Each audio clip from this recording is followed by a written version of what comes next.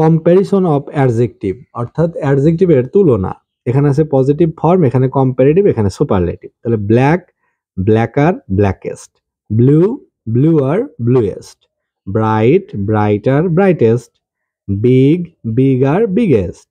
Clean, cleaner, cleanest.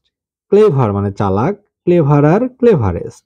Cold মানে ঠান্ডা, colder, coldest. Early অর্থ আগেই, তাহলে আর্লি, আর্লিয়ার, আর্লিয়েস্ট। কস্টলি অর্থ ব্যয়বহুল, costlier, costliest. Great, greater, greatest.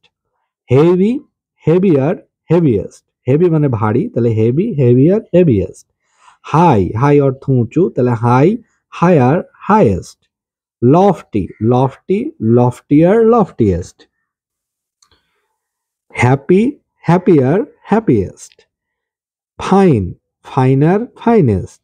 Brave, braver, bravest. Large, larger, largest. Nice, nicer, nicest. Fat, fatter, fattest. Sad, sadder, saddest.